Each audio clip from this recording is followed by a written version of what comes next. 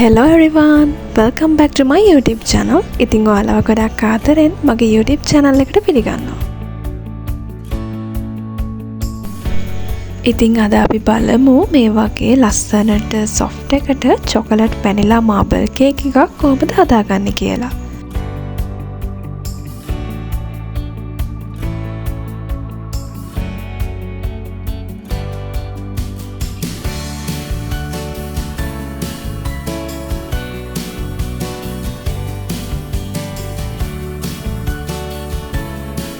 මුලින්ම අපි අරගත්ත පාන් පිටි ටිකට බේකින් පවුඩර් වලින් තේ හැඳි දෙකක් එකතු කරගෙන හොඳින් හලා ගන්න ඕනේ.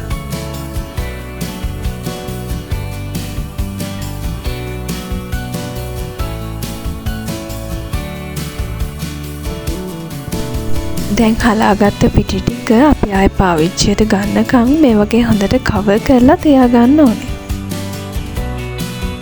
ඊළඟට මම වෙනම බෝල් එකකට කාමර උෂ්ණත්වයේ තියෙන බටර් වලින් ග්‍රෑම් 250ක් එකතු කරගන්නවා. දැන් විනාඩි 2ක් විතර බටර් ටික හොඳට බීට් කරගන්න ඕනේ. ඉතින් ඔයාලා පාවිච්චි කරන්නේ ඇස්ට්‍රා මෙඩෝලි වගේ ෆැට් ස්ප්‍රෙඩ් එකක් නම් සීනි ටිකත් මේකට එක සැරේ එකතු කරලාම බීට් කරගන්න.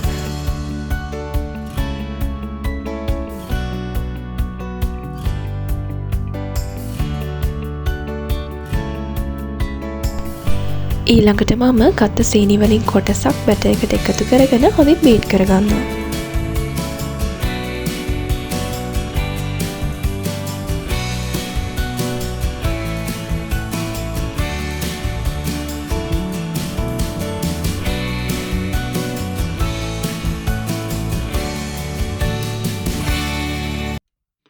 දැන් මම ඉතුරු සීනි ටිකත් මේ විදිහට බැටර් එකට එකතු කරගන්නවා.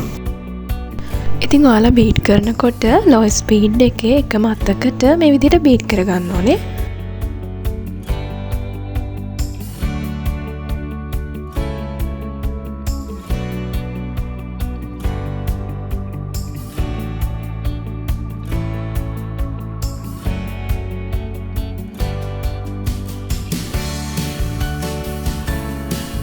ඉතින් ඔයාලා බීට් කරනකොට වටේට විසිරුණ ටිකත් මේ විදිහට එකතු කරගෙන නැවත බීට් කරගන්න.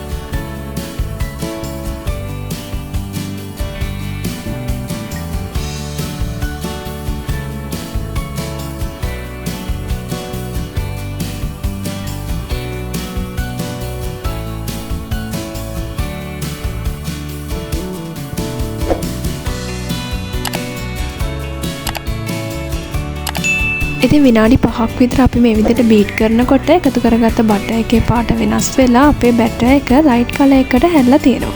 මේ වෙලාවේදී බැටර් එකෙන් ටිකක් අරගෙන බැලුවොත් ඔයාලට තේරෙයි එකතු කරගත්ත සීනි සම්පූර්ණයෙන්ම දිය වෙලා නැහැ. හැබැයි තරමක් දුරකට සීනි ටික දිය වෙලා තියෙනවා. දැන් මම බිත්තර ටික එකතු කරන්න පටන් ගන්නවා. කඩු වයින් කරලා කිරාගත්ත බිත්තර වලින් ග්‍රෑම් 250ක් අරගෙන තියෙනවා. සැරයකට එක බිත්තරේ ගාන එකතු කරගෙන බිත්තරේ බැටර් එක එක්ක හොඳට එකතු වෙනකන් විනාඩියක් විතර අපි බීට් කරගන්න ඕනේ.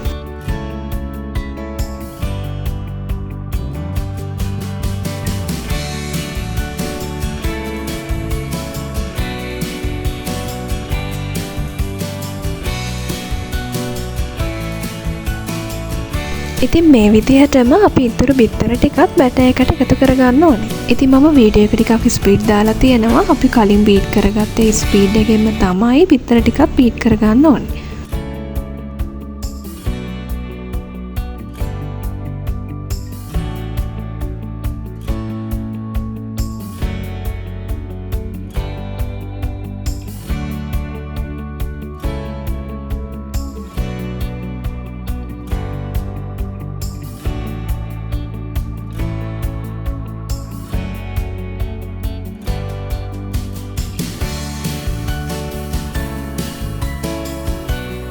ඉතින් මේ අතරතුර ඔයාලගේ oven එක සෙල්සියස් 180ට විනාඩි 10ක් ප්‍රීහීට් වෙන්න දාගන්න.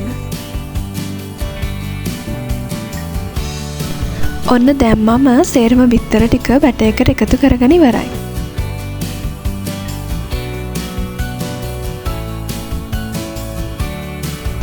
ඊළඟට මම වැනිලා වලින් තේ හැඳි දෙකක් බැටර් එකට එකතු කරගන්නවා.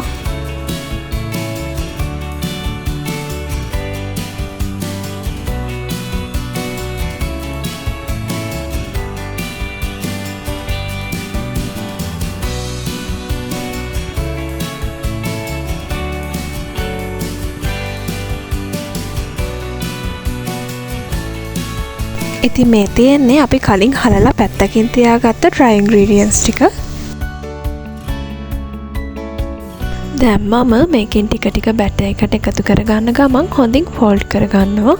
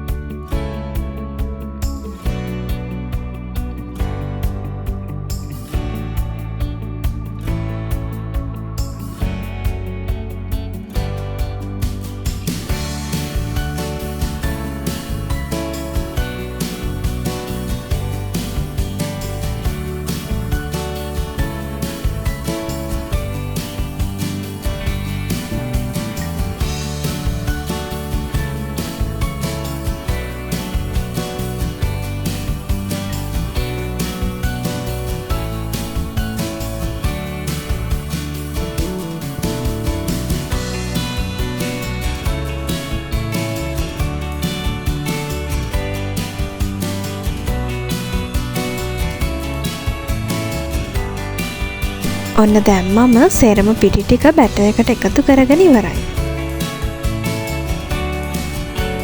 ඊළඟට මම බැටර් එකෙන් භාගයක් වෙනම බෝල් එකකට දාගන්නවා. ඊට පස්සේ චොක්ලට් කේක් බැටර් එක හදාගන්න කොකෝ පවුඩර් වලින් පෙසැඳි දෙකක් බැටර් එකට එකතු කරගන්නවා.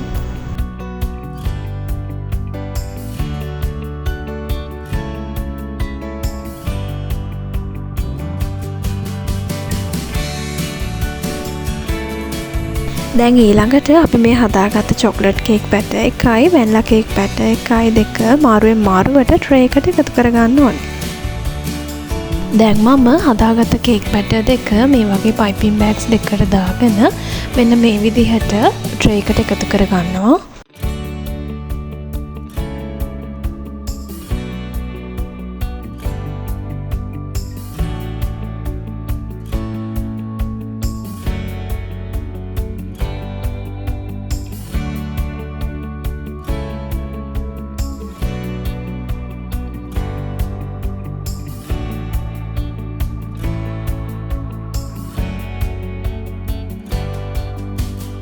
ඉතින් මම පළවෙනි කේක් ලේයර් එකට කේක් බැටර් දෙකම මේ විදිහට මාරුවෙන් මාරුවට එකතු කරගෙන ඊළඟට මේ විදිහට ටිකක් ටැප් කරගන්නවා.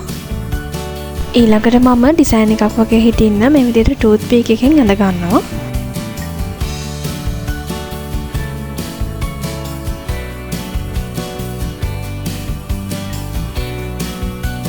ඊළඟට මම දෙවැනි කේක් ලේයර් එක මේ විදිහට අනෙක් අතට තමයි දාගන්නේ. මේ කේක් ලේයර් එකත් කලින් වගේම මාරුවෙන් මාරුවට බැටර් දෙක එකතු කරගන්න ඕනේ.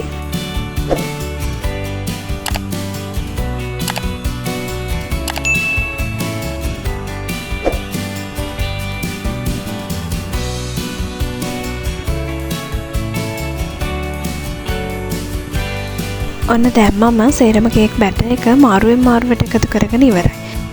දැන් මම ට්‍රේ එක ටිකක් ටැප් කරගෙන කලින් විදිහටම ටූත් පික් එකක් පාවිච්චි කරලා මේ විදිහට ඩිසයින් එකක් දාගන්නවා.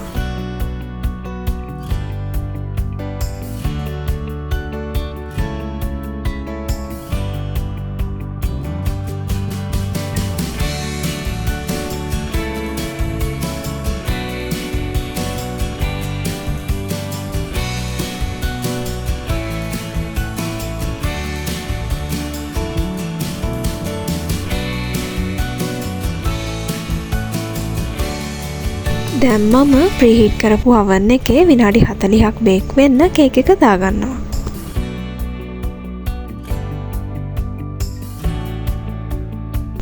ඉතින් විනාඩි 40කට පස්සේ මේ තියෙන්නේ බේක් කරලා ගෙනාපු අපේ කේක් එක මේ විදිහට ටූත් පික් එකක් ගහලා බලන්න හොඳ ක්ලීන් එකට එනවා නම් ඔයාලයි කේක් එකත් හරි ගානට බේක් වෙලා තියෙන්නේ. ඉතින් මම දැන් කේක් එක නිවෙන්න කූලින් රැක් එකට මාරු කරගන්නවා.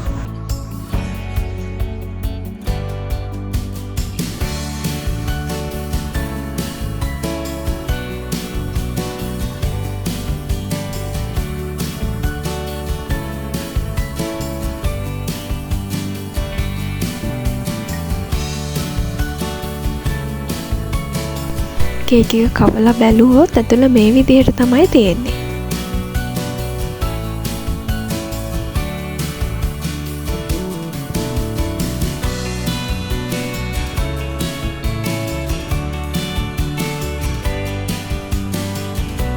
ඉතින් ඔයාලටත් පුළුවන් චොක්ලට් වෙනිලා මාබල් කේක් එකක් හදනකොට මේ වගේ වෙනස් ලස්සන ඩිසයින් එකකට කේක් එක හදාගන්න.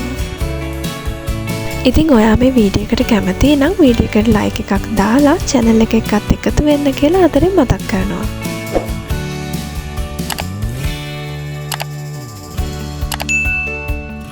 ඉතින් ඔයාලටත් මේ විදිහට soft එකට රසවත්ව මාබල් කේක් එකක් හදාගන්න පුළුවන්. මම හිතනවා වීඩියෝ එක ඔයාලට වැදගත් වෙන්න ඇති කියලා. ඉතින් මේ වගේම තවත් රසවත් රෙසිපි එකකින් ඔයාලව හමු වෙන්නම්. එතකන් ඔයාලට සුබම සුබ දවසක්.